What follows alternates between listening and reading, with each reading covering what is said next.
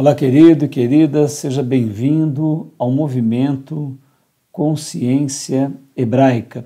E hoje, no movimento Consciência Hebraica, nós estamos na série O Amanhecer da Consciência Hebraica, no 12º episódio, dia 23 de setembro do ano de 2020. Eu queria esclarecer para você que o Amanhecer da Consciência Hebraica está trabalhando toda a epopeia do desenvolvimento humano aqui no cosmos, no planeta Terra. E ele vai estar contando desde o amanhecer, desde o princípio, a manifestação da Suprema Divindade, Yahvé Elohim Adonai, a formação de todos os planos até o surgimento do ser humano na Terra. Então, não perca. Nós estamos agora num momento estratégico, difícil, dando perspectivas diferentes para você poder olhar e sempre deixando você com total liberdade daquilo que é mais confortável para o teu interior. Se a teoria que você tem, se a visão que você tem, te tem aproximado do Messias de maneira forte, afetiva, carinhosa, amorosa, então está ótimo. O conhecimento que você tem é suficiente e não deve ser tocado. Mas se você anda à busca, se as visões que já te deram não foram suficientes para despertar aquele amor em você, então nós temos uma alternativa. Aqui vamos dar uma visão que não é tão usual, que não é tão comum, e você pode aproveitá-la, estudar com alguns amigos, ver se isso fala ao teu coração e se te aproxima do nosso Pai, da divindade eterna de Yahvé Elohim Adonai, e do seu Filho, o Messias, o Cristo, Yeshua HaMashiach.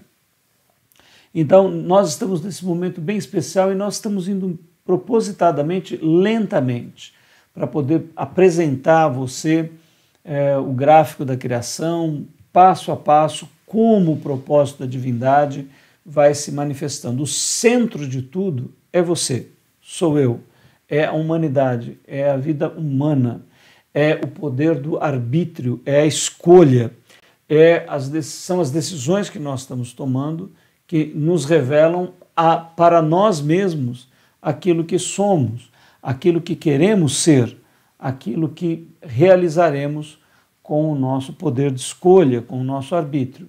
E desenvolvimento da consciência, algo fundamental. Então, a chave de tudo, um supremo propósito. A divindade, como diz Gênesis 1:26, quer formar um ser à sua imagem e semelhança.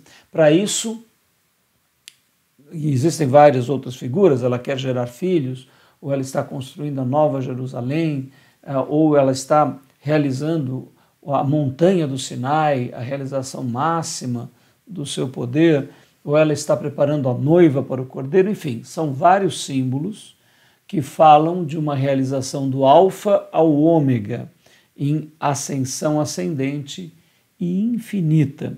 Este ômega é a própria divindade no qual nós vamos em demanda, vamos a caminho em uma jornada infinita. Este é o convite da Suprema Divindade para a minha vida, para a tua vida e para a vida de todo ser humano que está exercendo arbítrio e vida consciente.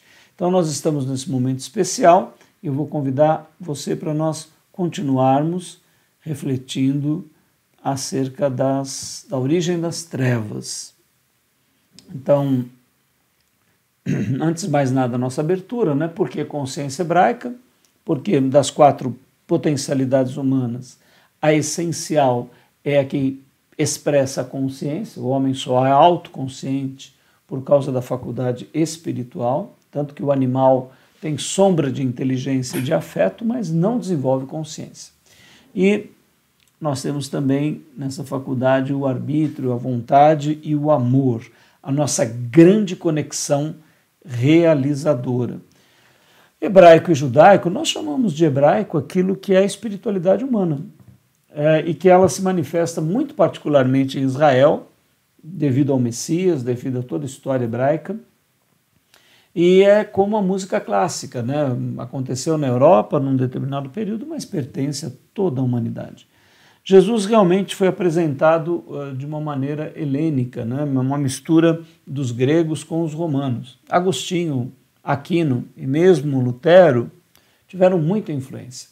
E nós queremos apresentar um Jesus à hebraica.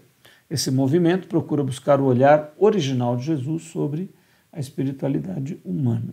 E aqui nós vamos ao início de tudo e de todas as coisas. Não? Desejamos a você sempre uma boa viagem. O que é que nós estamos vendo? Nós vamos agora conferir no nosso gráfico da criação a origem das trevas. Né? Então, se você, por acaso, perdeu os outros episódios, eu recomendo que você entre no nosso canal do YouTube, Consciência Hebraica, é só você digitar aí no Google, @Consciência Hebraica, você vai achar o nosso canal e lá tem várias playlists. Uma das playlists é o Amanhecer da Consciência Hebraica, onde estão todos os episódios anteriores. Então, ali você pode se inteirar. É muito interessante que você veja os anteriores para assistir esse que está aqui. E lá existem outras playlists de outros cursos que você pode aproveitar. Então nós vamos conferir o que no nosso gráfico da criação. Uma distinção que nós fizemos da consciência hebraica, que é o abismo, o tempo, a morte e Satanás. São palavras muito similares, né, que expressam uma mesma realidade em tempo. O abismo ou o tempo, o próprio tempo, que também é a morte, e este ser que é opositor ao Criador, né, uma oposição criada pelo próprio Criador. Nós já explicamos em outros capítulos que nós não podemos admitir, seria diminuir a glória do Criador, diminuir o seu poder, admitir que ele tivesse um inimigo à altura dele, que tivesse sido criado de alguma maneira em que ele perdeu o controle. Essa visão, se ela, é claro, está satisfazendo o teu coração, permaneça com ela. Mas se você já questiona, então nós podemos te dar uma visão mais profunda, uma visão que concebe o Criador como autor de tudo e de todas as coisas. Né? Então, veja aqui no nosso gráfico, acho que vai ficar mais claro. E além do abismo, nós vamos fazer outras distinções também. Os abissais e os demônios, que são manifestações do abismo, né? E a qualidade anticrística, também chamada de joio ou de diabo, de opositor no interior humano. Né? Então, nós vamos para o nosso gráfico da criação e eu vou usar aqui para nós compreendermos, acho que o nosso gráfico paralelo, ele vai ser a melhor pedida. Né? Aguarda só um minutinho, que eu já te apresento.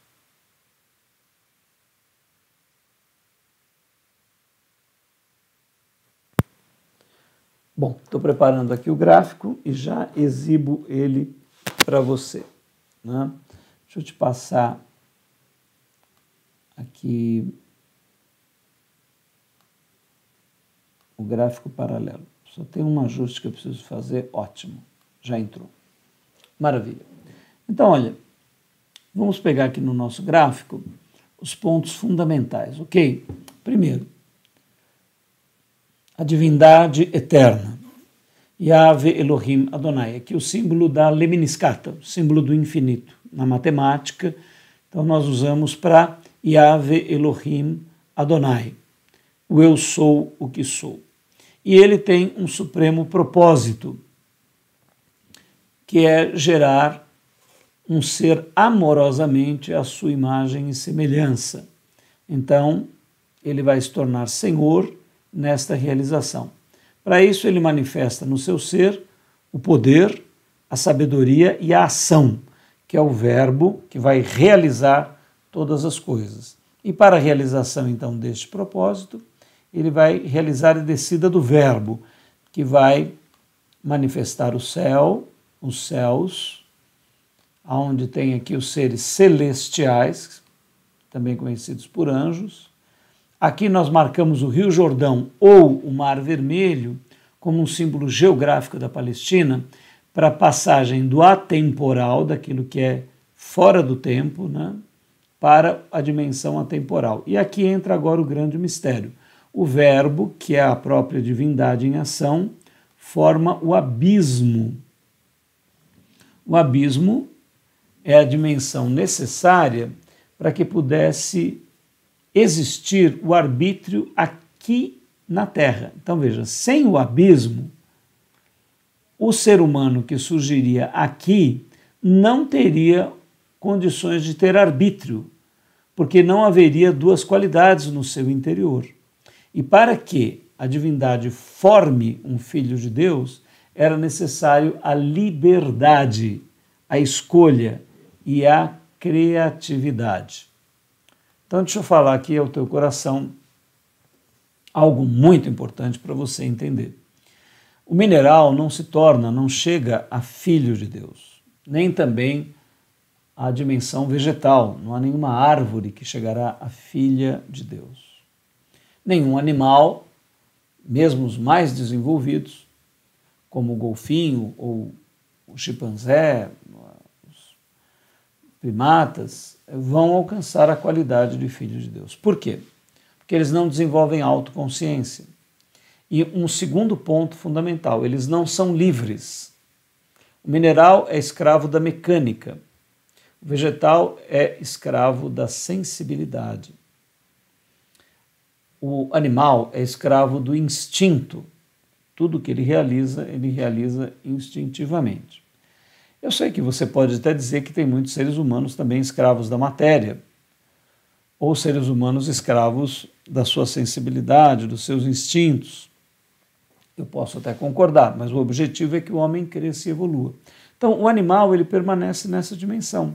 Agora, há um animal que alcança, que recebe a medida de fermento, que é a espiritualidade, né? Nas 3 medidas de farinha, mineral, vegetal e animal. Aí, com a medida do fermento, dá um animal diferente desses outros, que é o animal hominal. Este desenvolve autoconsciência. E quando ele alcança a autoconsciência, ele percebe que há 2 dimensões. E essas 2 dimensões, abissal e celestial, permite a ele escolha, permite a ele criatividade, permite a ele autoconsciência, permite a ele arbítrio. E é somente passando pela luz e pelas trevas que é possível se gerar um ser à imagem e semelhança de Deus. Veja que isso não acontece nem com os abissais, porque o abismo ele tem uma qualidade só. Então, há algum espírito abissal que pode chegar a filho de Deus? Não, porque ele não tem arbítrio. Ok.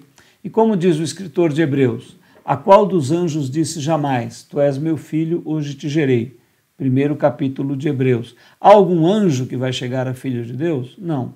Os anjos são filhos de Deus? Não são. Eles são ministros de Deus, mas não filhos de Deus.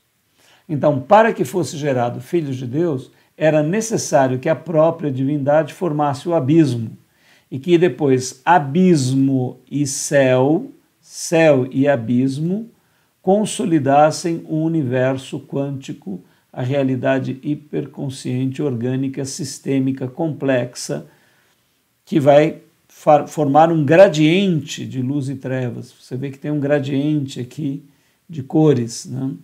E esse gradiente não será percebido pelo mineral, nem pelo vegetal, nem pelo animal, mas somente pelo hominal, e essa qualidade de arbítrio vai possibilitar ao homem chegar a filho de Deus. Por isso as trevas são necessárias. Elas não foram fruto de um acidente, elas não foram fruto de alguém que tenha traído o Criador. Imagina se uma divindade onisciente, onipresciente, oniconsciente pode ser traída, né? Se há alguma coisa que escapou, que foi não prevista por ela, alguma coisa que ela não tivesse condições de conter, reter, né? Você percebe que a ideia ela diminui a glória de Yahvé, né? Só mesmo com maturidade, profundidade, pode-se dizer, não, ele é o autor de todas as coisas, porque ele tinha um propósito com todas elas. Agora, evidentemente, o propósito dele não era que você optasse pelas trevas. As trevas deveriam ser só um ponto de resistência para o teu desenvolvimento. Como na academia, você vai lá puxar peso para desenvolver a musculatura. A resistência do peso faz com que você desenvolva músculos. Então, o músculo moral do homem, o músculo ético do homem, o músculo da condição de chegar a filhos de Deus, deveria ser pela resistência com o mal. Mas, infelizmente, uma parte da humanidade tem se aliançado com os valores éticos e morais da maldade. Ah, mas a maldade tem uma ética? Tem uma forma de se comportar própria daquilo que é abismo. E a nossa sociedade, nas suas expressões coletivas, sociais, né, muitos veículos de comunicação, livros, novelas, filmes, muitas celebridades, muita gente, né, sem nenhum código eterno, nenhum código profundo de vida, né, vivendo apenas pelos valores da fama, do sucesso, do ouro, da prata, das joias, dos prazeres e tudo mais. Bom, cada um decide o que quer, essa é a regra do jogo principal, né? Nós não estamos aqui para julgar ninguém e nem para dizer o que cada um tem que fazer. Você é livre e deve agir segundo o seu código de consciência e as informações que chegam até você. Então, observe que nós vamos fazer uma distinção muito clara aqui no nosso gráfico. Olha, primeiro nós temos o abismo. Então, esta dimensão, que pode ser chamada de Satanás, tempo, morte, o abismo, não tem um corpo, é uma dimensão total que está envolvendo todo o universo. Daqui a pouco eu vou mostrar o nosso gráfico circular, vai ficar bem claro, né? Quando esse abismo toma individuação, forma mensageiros, aí nós temos os abissais, também chamados demônios, né? Espíritos malignos abissais que têm um papel na criação, assim como os anjos também têm. Então aqui está o abismo e os abissais. O universo é formado da qualidade celeste e abissal, mas o mineral não sabe disso, nem o vegetal, nem o animal. Quando o hominal nasce, vamos supor, o primeiro homem que nasceu, ele tinha uma potencialidade abissal e celestial. Então, o abismo chamava sua consciência e o celeste chamava sua consciência. Toda vez que ele concordava com o abismo, formava uma qualidade chamada anticrística. E esta qualidade é o diabo, é o opositor, né? Então, quando uma consciência humana faz aliança com a sua natureza anticrística, ele é um diabo, um opositor. Lembra-se da frase que Jesus disse, né? Não fostes vós que me escolhestes a mim, mas fui eu que vos escolhi. No entanto, um de vós é um opositor, é um diabo, né? Ou seja, um homem ali, Judas no caso, tinha conscientemente feito aliança da sua consciência com a sua natureza anticrística e com toda a sociedade e os valores conectados a ela. Porque a pessoa não está sozinha, né? Quando você está vivendo a vida que você quer viver, escolhendo os valores que são contrários ao Criador, você está com outras pessoas, com outras instituições humanas, seja lá o que for, alinhando toda essa natureza contrária, né? Então, aí as trevas, ao invés de ter o papel de te desenvolver, porque se você deveria se opor a elas, aí elas te desenvolvem, né? Se você não se associar, se você negá-las, se você não entrar em harmonia com elas. Mas, porém, entretanto e todavia, se você se aliançar com elas, então elas vão gerar a tua morte. E não só a primeira. Essa todos vão morrer. Mas nós estamos falando da segunda morte, que é a morte essencial ou espiritual. Então, todo o jogo da nossa existência, do nascimento até a morte, são escolhas, não? Como está a sua agenda? O que está ocupando o seu tempo?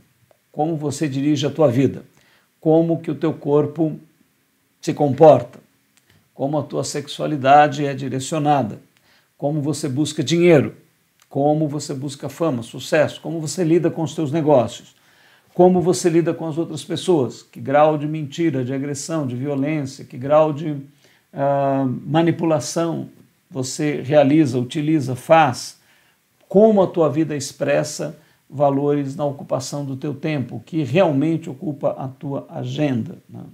Nós temos muitas coisas para fazer, temos a nossa família, o nosso trabalho, podemos ir atrás de bens materiais, acumular recursos financeiros, nada disso em si tem algum problema, mas, porém, todavia, se isso passar a ser a centralidade da tua existência, definindo o que você é e quem você é, principalmente o que você é, sinto, amigo, amiga, que pode não ser uma boa opção, mas você é livre e tem toda a condição de fazer aquilo que quiser com a sua vida durante o tempo de vida enquanto você viver.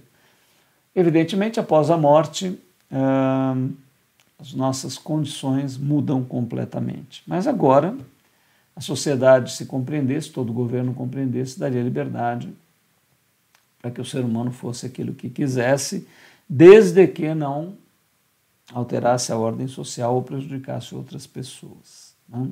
Aí temos o governo, as leis, e, em último caso, a polícia, para dar um caso, para dar um tratamento se for necessário.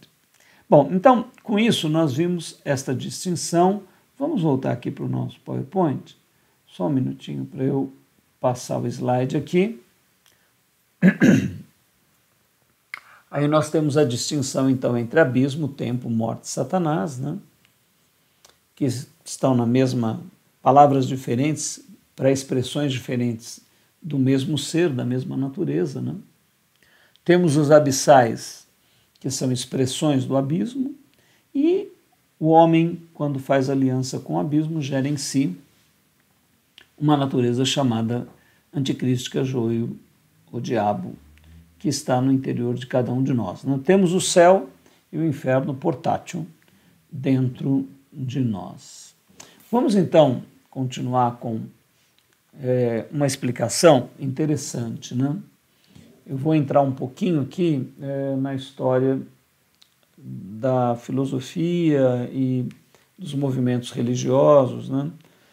Nós temos uma visão dualista desde lá, tempos imemoriais. O homem raciocina a respeito da natureza das coisas, e a divisão entre espírito e matéria, mente, corpo, ela é longínqua na história do pensamento humano. E muitas religiões se organizaram olhando o mundo desta maneira e explicando as coisas dessa forma, né? Então nós vamos dar aqui uma olhadinha nesta visão. Acontece que o dualismo e o maniqueísmo, ele cria estruturas que são estanques entre bem e mal, né? É como se nós pudéssemos exatamente distinguir aquilo que é bem, aquilo que é mal, aquilo que é luz e aquilo que é trevas. E nós percebemos que a realidade ela não é bem assim. Existe um grande gradiente, né? Gradiente é uma coisa degradê, que vai mudando de cor aos poucos. Isso está dentro de nós, na própria natureza. Então, nós precisamos ter uma visão mais ampla do que um dualismo. E esse maniqueísmo também, que eu vou dar a origem do maniqueísmo, que é uma visão de que o mal quase pode vencer o bem, né? E de que também Deus, numa visão monoteísta, é um ser separado da sua criação e tem um corpo humano que está em algum lugar do cosmos, né? Então, o monoteísmo visto dessa maneira, ele fica muito limitado. Evidentemente, nós temos a visão de um único ser infinito, que é Yahvé Elohim Adonai, mas não propriamente com uma forma humana em algum lugar do universo, com um corpo que tem um inimigo que quase pode vencê-lo por pouco. Então, essa ideia do dualismo, do maniqueísmo e do monoteísmo estreito, eu queria questionar com você, analisar com você. Então vamos dar uma olhadinha aqui no texto e a gente vai comentando o texto para ver o que ele coloca. Olha, vamos ver a visão de gradiente ou degradê, que descreve melhor a realidade temporal da luz e das trevas. Vamos compreender a visão dualista e maniqueísta. Então aqui, olha, observe bem esse gráfico, né? Criação e ser humano em gradiente de luz e trevas, crístico e anticrístico. Olha, toda essa dimensão aqui do vermelho indo para o azul, né? Então aqui do anticrístico, ou se nós pudéssemos falar do abismo indo para o que é celeste, e do celeste para o que é abismo. Você percebe que tem uma região aqui, olha, onde as cores ficam não exatamente claras, né? É assim que a nossa natureza e a natureza de um modo geral funciona. Então, quando nós queremos colocar muito preto no branco, você vê que não dá muito certo, né?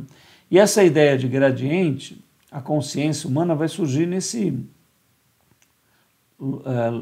lusco-fosco aí, né? Essa mistura entre sombras e luz. Então, assim, por que a ideia de gradiente, né? Na biologia, olha, a variação gradativa de uma propriedade física ou química, de uma célula ou de um meio circundante. Então você vê, é uma variação que é gradativa, gradiente ou degradê, né? Isso é o conceito de gradiente. Ou física, na biologia. Na física, um grau de variação de certas características de um meio, tais como pressão atmosférica, temperatura, onde a coisa vai caindo aos poucos, né? Então, esta visão para luz e trevas é melhor do que uma visão estanque, onde você tem uma visão certa de luz e de trevas. Isso não funciona muito bem. Olha agora o nosso gráfico aqui, como vai tomar uma visão bem mais completa. E eu vou ver ponto a ponto isso com você. Olha, a formação do campo da consciência, né, o campo consciencial e arbitral humano. Então, como que a consciência vai surgir? Como que o arbítrio vai surgir? Através de um plano gradiente, a matéria híbrida em gradiente, ou seja, uma mistura degradê, celestial e abissal, irá originar os planos mineral, vegetal, animal e animal-hominal. A estratégia se transforma e fica mais complexa até o ser humano. Surge a autoconsciência e o arbítrio, com eles a resultante crística e anticrística, ou seja, joio e trigo. Então, ó, aqui você tem a abissalidade e aqui a celestialidade. Aí você tem o plano mineral. Tem minerais que são mais abissais, tem minerais que são mais celestiais. Né? Mas o mineral, ele não tem autoconsciência, então isso fica só como irradiação mecânica dessas qualidades. O vegetal. Tem vegetais que são mais abissais e vegetais que são mais celestiais. Né? Ora, mas o próprio vegetal não tem autoconsciência, então é uma manifestação de sensibilidade apenas. O vegetal já percebe a luz, né? Diz que já é sensível até à música, ao ser humano, né? Tem gente que seca pé de pimenteira e o pessoal brinca. Né? Então, o vegetal já é sensível, mais sensível. Então, a abissalidade e a celestialidade está no reino mineral, vegetal e também no animal. Né?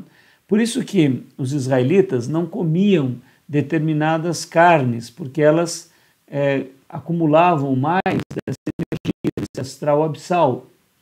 E alguns outros animais mais da energia celestial. Então Moisés dá uma lista para que seja evitado esse animal. Isso principalmente antes do Messias, né? Depois do Messias nós vamos ter uma qualidade superior dele que anula essa influência, mas até o Messias isso era algo importante na cultura hebraica, né? Então, depois o que nós temos aqui? Surge o animal hominal. Né? Já o animal hominal, ele vai ter uma outra característica. Por quê? Porque ele desenvolve uma natureza que é diferente. Então, perceba que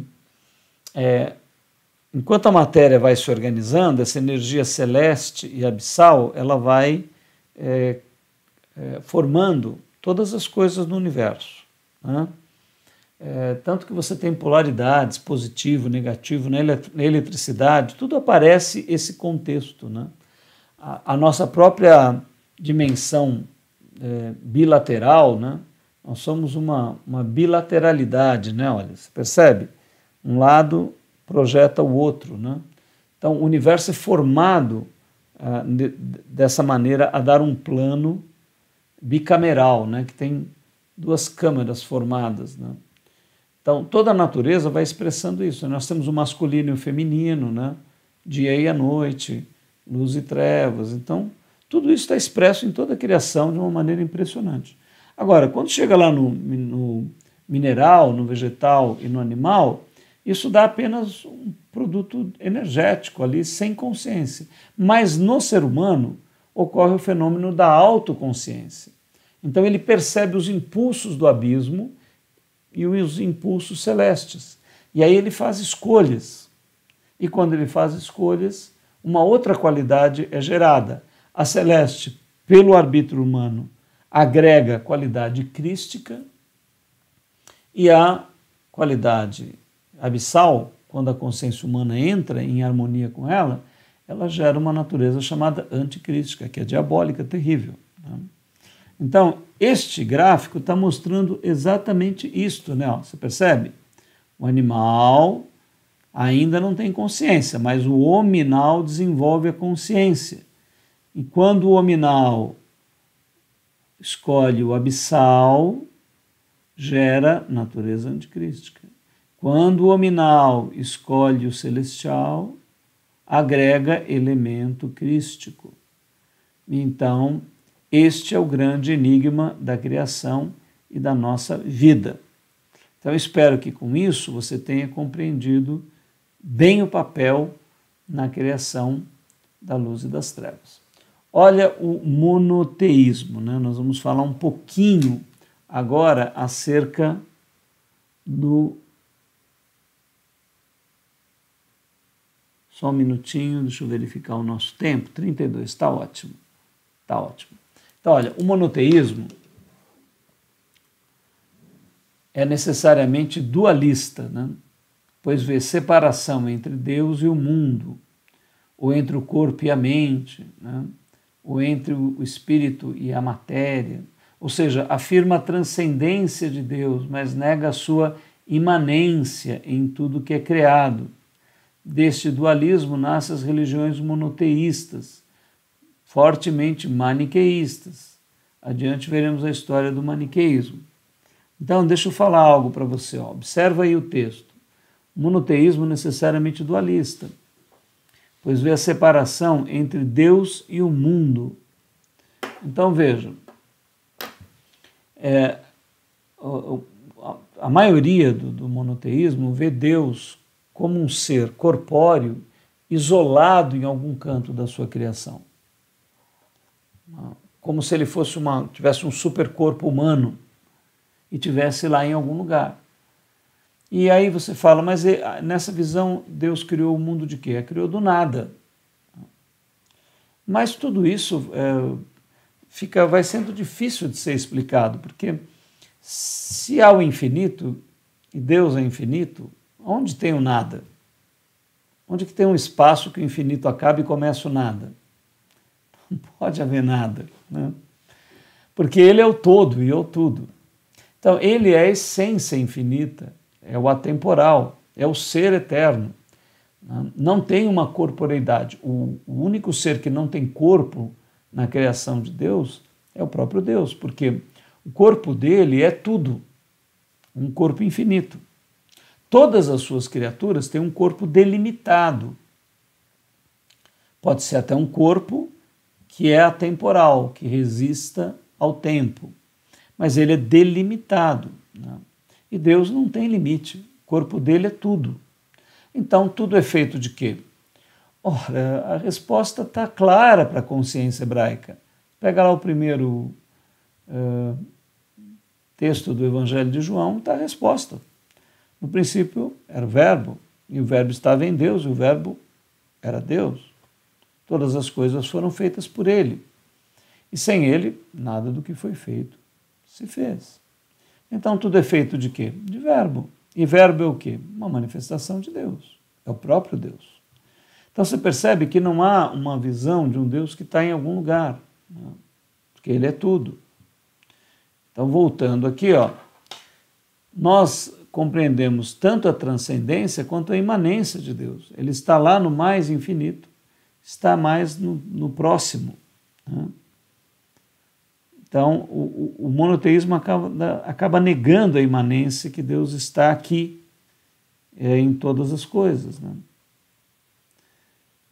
Desse dualismo nascem religiões que são monoteístas, que têm essa visão antropomórfica de Deus, fortemente maniqueístas, começam a manipular a luz e trevas de uma maneira que as trevas quase vencem a luz. E aí não fica lógico isso, né? Visão dualista do ser humano e da criação. O dualismo monoteísta é aplicado para a visão de ser humano. Compreende-se uma justa posição de corpo e espírito, ou seja, o espírito entra no corpo em algum momento da concepção e sai do corpo em algum momento da morte. Também vê a criação como um lado bom e outro mal, de forma totalmente separados, e também vê seres humanos ou como totalmente bons ou como totalmente maus. Então, olha, vamos raciocinar aqui, né? Essa ideia de que há um espírito enfiado dentro do corpo humano é uma ideia também dualista, né? Você tem um corpo material e lá dentro tem um Gasparzinho, um gás em forma de ser humano também. Então há um dualismo onde o espírito vem de algum lugar e sai do homem e vai para outro lugar. A maioria das concepções espiritualistas vem assim. E a visão da consciência hebraica, né? A visão hebraica é totalmente diferente. Tanto que a relação dos hebreus com os mortos vai ser diferente de todos os outros povos da Terra. Se você for agora ir no Google e pesquisar a história das civilizações humanas, todos vão ter relação com mortos. Todos. É padrão isso. Qual é a única cultura espiritual humana que não se relaciona com mortos? Os hebreus, os israelitas. Você não vai ver, por exemplo, morrer Noé e alguém ajoelhado pedindo para o espírito do Noé ou vendo Noé. Você não vai ver ninguém, Moisés foi um dos maiores líderes hebreus, você não vai ver ninguém ajoelhado pedindo nada para Moisés. Abraão foi um patriarca principal de Israel, você não vai ver nenhum pedindo para o espírito morto do Abraão. Por que isso? Porque não há esse dualismo, né? O espírito não vai a lugar nenhum e não vem de lugar nenhum, né? Você fala, mas e qual é a concepção? Ela é uma concepção quadriunitária, né? É como se fosse assim, nós fôssemos um bloco de gelo, vamos supor que nós fôssemos formados de gelo, e eu dissesse que o espírito é o vapor, mas como que eu posso tirar um pedacinho do gelo sem mexer no vapor? Como eu posso tirar um pedacinho de gelo sem mexer na água? Porque a água é o gelo, e também é o vapor, e também são os átomos. Então não há separação entre o corpo e o espírito. Há um degradê de frequência, mas é a mesma essência, né, que se manifesta. Eu sei que é uma visão tão nova, ou sei lá, a visão é antiquíssima, porque está lá, nasceu com os hebreus, na cultura hebraica. A visão não é minha, não sou eu que estou pensando nada, mas se você observar, você vai ver que é isso, né? Mas os mortos então nunca mais voltam? Sim, se você estudar a concepção hebraica, você vai ver que existirá o dia da ressurreição dos mortos, que nós inclusive compreendemos que não é ressurreição, né? Não volta com o mesmo corpo, é uma nova geração numa outra fase que virá adiante. né? Mas não voltar para trás, né? Não há esse retrocesso, né? Só há avanço. Né? Então, há uma quadrunidade, nós somos gelo, mas o gelo somos água, e somos vapor, e somos o átomo de hidrogênio e oxigênio. Tudo em frequências diferentes. Então, quando a pessoa morre, desmonta isso e ela volta para a natureza. Quando houver essa segunda etapa, Deus vai trazer a pessoa numa nova dimensão corporal, numa nova consciência corporal. Um outro corpo que não tem nada a ver com esse, que é um corpo, inclusive, formatado por causa do planeta Terra, né? O peixe tem o corpo que tem por causa do oceano. Nós temos o nosso corpo por causa da gravidade, por causa dessa ação do próprio cosmos em formar da dimensão tridimensional, quadridimensional com o tempo, etc., todas as formas do jeito que são. Mas haverá uma descriação do universo, né? E depois uma nova etapa que o Apocalipse descreve, e nessa etapa haverá então uma outra manifestação que as Escrituras chamam o dia da ressurreição dos mortos. A cristandade toda compreende isso, né? Só que uma ala do cristianismo, contraditando toda a tradição hebraica, acabou se relacionando com mortos, né? Mortos autorizados pela igreja, né? Então isso também é algo para se refletir, né? O que nós podemos ter garantia de relacionamento é com Deus, o ser infinito, e agora com Cristo, porque ele foi gerado novo já, ele já está nessa nova condição. Os outros mortos estão mortos. Nós vamos ter aqui, no Amanhecer da Consciência Hebraica, um estudo chamado A Morte e a Condição dos Mortos. E aí te estimulo fortemente, quando chegar esse estudo, você estudar direitinho, vai te clarear muita coisa, tirar muito medo, muita coisa que a religião coloca dentro de nós. E quando nós, daqui a pouco, falarmos sobre o surgimento do homem, nós vamos mergulhar nessa questão da formação da natureza humana quadriúna, né, que tem físico, mental, emocional e essencial, mas numa única natureza, né? Nosso ser não vem de nenhum lugar a não ser da natureza e não vai para nenhum lugar a não ser a natureza, né? Não há um Gasparzinho que está colocado dentro de nós, que entrou em alguma parte da gestação humana. Esse conceito não está bom, né?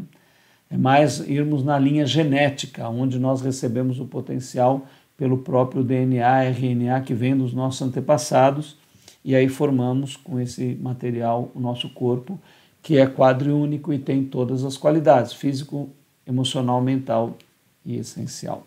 Então essa visão dualista do ser humano e da criação, né, ela acaba fazendo essa justaposição de corpo, né, e de um espírito que entra e sai, etc. Essa visão não é hebraica, né, e vê a criação como um lado bom e outro mal, de uma forma separada, e seres humanos também como totalmente bons ou maus, né? Então, assim, a pessoa se converte, aí ela fica só joio, fica só trigo. Então, agora ela já não tem mais mal dentro dela. Então, essa é uma visão maniqueísta, né? Que não corresponde à verdade nem à realidade. Paulo, os apóstolos todos não vão ensinar isso, né? Paulo, depois já de maduro, diz: maldito homem que sou, o bem que eu não quero, esse eu não faço, o bem que eu quero, esse eu não faço, o mal que eu não quero, esse eu pratico. Vejo que há uma lei dentro de mim, que fui vendido ao pecado. Então, né, aonde está esse homem santo, de total pureza? Não existe isso. Isso traz só um peso muito grande para os religiosos que ninguém consegue carregar, né? E que não corresponde à consciência hebraica. Então, voltando aqui para o nosso texto, nós vamos caminhar mais um pouquinho, mostrando aqui, ó, maniqueísmo, né? Maniqueísmo é uma filosofia religiosa, sincrética e dualística, que divide o mundo entre bem, ou Deus, e mal e o diabo. E é monoteísta também, né? Quando nós dizemos assim, que divide o mundo, quer dizer, esse monoteísmo dualista, ele vê o Satanás como um opositor a Deus que quase vence Deus, né? que ameaça Deus. Então essa visão, na visão hebraica, não há possibilidade de nenhum ser ameaçar Yahvé. Ele é o criador de tudo, tudo é feito dele. Né? Você percebe? Porque ele é o infinito. Então, essa visão, ela pode ser ensinada, até se você tem isso, se isso te conforta e você lida bem com isso, tudo bem. A gente não quer desmontar nada que esteja funcionando bem em você e te aproximando de Deus. Né? Mas é um caminho que normalmente é colocado como de medo e etc. Né? Não é bem esse o caminho hebreu. Aí o que acontece? A matéria é intrinsecamente má e o espírito intrinsecamente bom. Ou seja, começa a separar com uma forma maniqueísta as coisas. Com a popularização do termo maniqueísta, passou a ser um adjetivo para toda a doutrina fundada nos dois princípios opostos, de bem e do mal. Quando o gnosticismo primitivo já perdia sua influência no mundo greco-romano, surgiu na Babilônia e na Pérsia, no século III, uma nova vertente, o maniqueísmo. Seu fundador foi o profeta persa Mani, ou Manés, e as suas ideias sincretizavam elementos do zoroastrismo, do hinduísmo, do budismo, do judaísmo e do cristianismo. Uma verdadeira salada russa aí. Deste modo, Mani considerava Zoroastro, Buda, Jesus como pais da justiça e pretendia, através de uma revelação divina, purificar e superar as mensagens individuais de cada um deles, anunciando uma verdade completa. Olha, já começa aí, né? Falando que todos os outros para trás dele não foram completos e que quem é o completo? É ele, né? O Mané, né? Então você vê que o caminho do Mani aí não foi muito bom, né? E ele então decide completar essa doutrina. As ideias maniqueístas espalham-se desde as fronteiras da China até o norte da África. Olha só como escorreu. Mani acabou crucificado no final do século III e os seus adeptos sofreram perseguições na Babilônia, Império Romano, neste último nomeadamente sob o governo do imperador Diocleciano e posteriormente os imperadores cristãos. Apesar da Igreja ter condenado essa doutrina como herética em diversos sínodos desde o século IV, ela permaneceu viva até a Idade Média. Você veja, a Igreja condena, mas muito da doutrina cristã carrega conceitos desse tipo, né? Então, você vê de onde as coisas vêm, como que elas se estruturam e são espalhadas. E aí não é interessante isso, né? Conforme as suas ideias, a fusão dos dois elementos primordiais, o reino da luz e o reino das trevas, teria originado o mundo material, essencialmente mau. O gradiente aqui é o melhor conceito, tá vendo? Do que esses elementos primordiais que são autônomos quase. É como se... Sabe o que é um elemento primordial? Um elemento primordial é um elemento que existe desde sempre, né? Então é como se as trevas tivessem existência própria.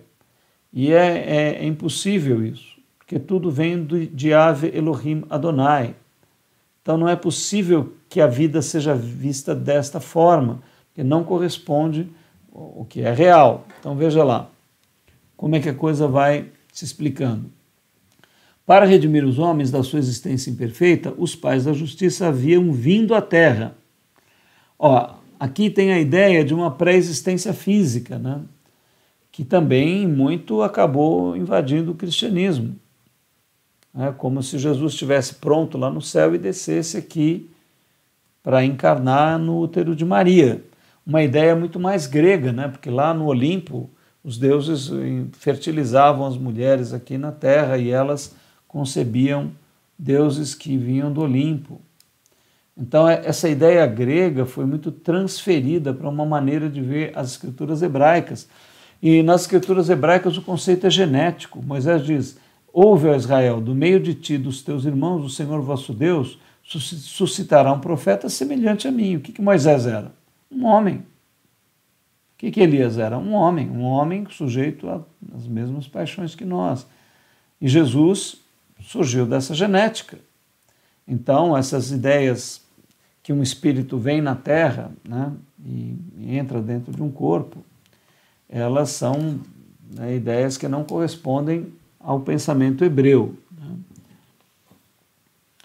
Como a mensagem deles havia sido corrompida, Mani viera, ele também veio, né, a fim de completar a missão deles. Porque Jesus então falhou, Buda falhou, todos falharam, agora ele iria completar. Como Paráclito prometido por Cristo, e trouxeram os segredos para a purificação da luz apenas destinados aos eleitos, que praticassem uma rigorosa vida ascética, esforço humano e não graça. Olha, aqui nós temos vários elementos que ainda estão presentes por aí. Muita gente afirma que é o Pentecostes. Tem várias doutrinas de igrejas aí que nasceram, né, dizendo que é esse Espírito prometido por Jesus. Então, o Espírito de Jesus é dele, não é outra pessoa que vem, né? O que foi derramado em Pentecostes é o Espírito Santo do Senhor Jesus. Ele é o próprio Espírito dele, que foi derramado lá, né? Aqui, ele quer dizer que ele é o Espírito Santo, o Mani seria o Espírito Santo. E outras pessoas vão querer dizer a mesma coisa, não está bem, né? Apenas destinados aos eleitos. Essa ideia de predestinação, ela tira a visão de arbítrio, né, e coloca o ser humano como o mesmo nível da natureza mecânica, lá do mineral, do vegetal e do animal, né? E o que mais nos distingue para chegarmos a filhos de Deus? A liberdade. E a liberdade pressupõe decisão, escolha. Então, doutrinas que eliminam essa escolha também ficam não muito lógicas, não muito corretas, né? Então, depois ele fala aqui dos segredos para os eleitos, e ele diz assim, praticando uma rigorosa vida ascética. Então, nós depois, se você permanecer no curso, você vai entender a questão da graça e do amor de Deus, que não é esforço. Nenhum ser humano pode, por trabalho, realizar o propósito de Deus. Todos vão falhar, ninguém vai acertar, né? Só um pôde realizar, e por amor e prazer e graça em Deus. E é isso que ele nos transmitiu. Então, o caminho é o caminho da graça, é o caminho do amor, não o caminho meritório, né? Onde nós queremos, através de contabilidades cósmicas, pagar aquilo que nós erramos. Isso daí não está bem, é esforço humano, não graça. E outra, elitismo, dizendo que uma parte alcança, a outra não, que já estamos escolhidos. Aqui, aos impuros, no máximo, podiam vir a ser catecúmenos e ouvintes obrigados apenas à observância dos 10 mandamentos. Para o Mani, os 10 mandamentos não era nada. Então você vê por onde que a coisa vai indo, né? E isso tudo ainda está presente na religião. Muita coisa que eu estou falando aqui do maniqueísmo está presente no cristianismo solto por aí. Então presta bem atenção, né? Bom, eu acho que ficamos aqui com o maniqueísmo, esse quadro final, né? Já temos 53 minutos. Eu, sinceramente, eu sei que esses temas que nós abordamos aqui não são simples, nem fáceis, não são temas superficiais, né? Espero que você pesquise, que você, lendo as Escrituras, veja as passagens que nós citamos e que esse fator histórico todo te ajude a entender que o que Yahvé Elohim Adonai, Yeshua HaMashiach, Jesus tem para você é um caminho sem medo, é um caminho do amor e também é um caminho da graça de Deus, onde o amor e a graça de Deus geram o prazer de você realizar a vida espiritual e a alegria é o selo do Messias e do seu espírito. E a religião, conforme mais ela entra, mais ela apaga isso e vai ficando um monte de obrigações, de ordens, né? e de hierarquias humanas e uma série de estruturas que usam o medo, principalmente, para levar você a uma obediência que é cega e que não é propriamente a Deus, mas a instituições e a seres humanos. Então, o que nós queremos despertar em você é a tua responsabilidade direta com o teu Criador, né? Há dois seres fundamentais na tua vida, Yahvé Elohim Adonai e Yeshua HaMashiach. E nós somos todos irmãos que estamos na caminhada, podemos ajudar uns aos outros, às vezes um ao outro nós devemos alertar, devemos indicar, né? Mas a decisão é de cada um de nós, né? Então eu espero que essas palavras estimulem você a compreender que as trevas não são para te causar medo, né? Elas são algo que você não deve concordar, que você deve se opor, né?